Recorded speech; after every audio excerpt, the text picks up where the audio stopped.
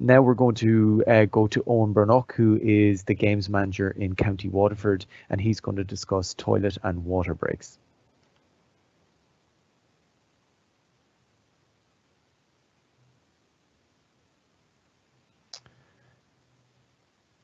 Hi. Just on from what the lads have been presenting, and to give a little bit of information again, this is what we're looking at doing in Waterford. May not work exactly like this in every other county, but I suppose it's a guide or a template that might be used. So again, we've asked, and we've already contacted parents, like Damien was saying, and asked them that every child comes with their water bottle full, and we've asked all our coaches to come with their water bottle full and have them labelled. And again, this is ongoing the last number of weeks in clubs anyway, so children are used to this. We're aiming to have one central water station. It may be possible to locate it in the middle of the field if there's some of those big 50 or 100 litre drums that you can get. If not, the water point should be away from the entry exit point and away from the medical isolation room, so that there isn't any congregation around either of those two particular points. Again, staggered lunch water breaks will be in line with the lunch breaks, so the lads touched on it earlier about the staggering of the groups and the breaks. So again, the water break will be tied in with that.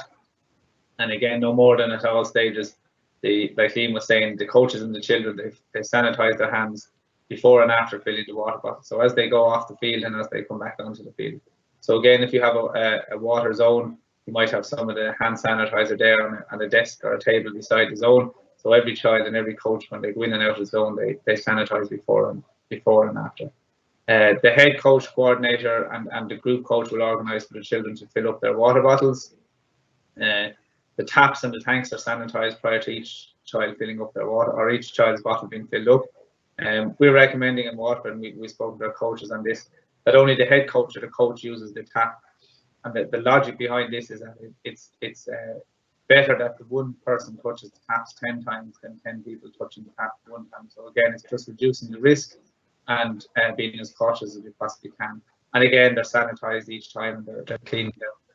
And again, to reduce the risk as much as we can, in an ideal situation, only the child who owns the bottle will touch their own bottle where possible. Now, this may not be possible maybe with the smaller age groups who may not be able to screw the bottle tops open and closed. But if that's the case that the coach has to assist, we would recommend that the bottle top is just put under the sink for a couple of seconds just to rinse it off. So that's in relation to toilet breaks. We can move on then to the water breaks. We can move on to the toilet breaks. So again, we've split it, I suppose, into two separate sections. A lot of the stuff is the same. However, again, there will be separate toilets for coaches and children. And no more than what the lads have mentioned, we've been working with the local clubs to make sure we have identified particular toilets which are used for the boys, the girls, the coaches, etc. during the week. And that'll all be done by the club people beforehand.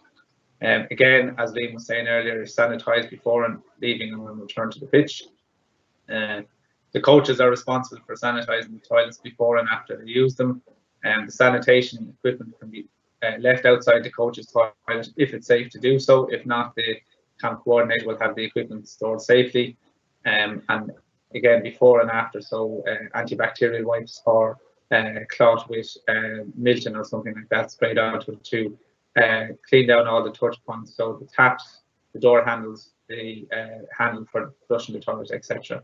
And again, as well as being cleaned every time the toilet is used, we're recommending that the toilets are cleaned down every hour as well. So just again to make sure that the place is clean and tidy at all times.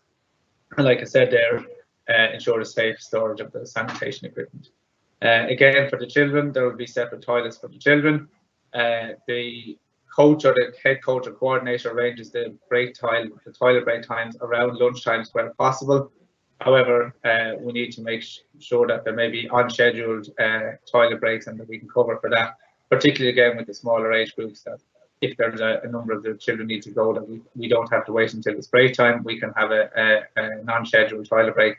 And again, there will be a head coach or an assistant head coach that we're going to have in Waterford, or a COVID supervisor, and some of the other lads were mentioning as well, who will be available to assist in these breaks and that as well. Again, this coach will require face coverings and gloves if physical distancing, social distance cannot be adhered to. So again, no more than any other county, we're provided our coaches with sanitation equipment, hand gel, gloves, and face masks, so that they have them if they're required. sanitise before leaving and on return to the pitch.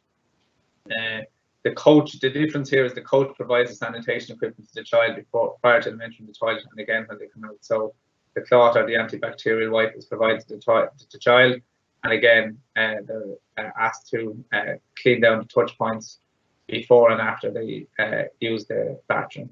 And again, no more than everything else, everything is cleaned down every hour as well as each time the toilet is used.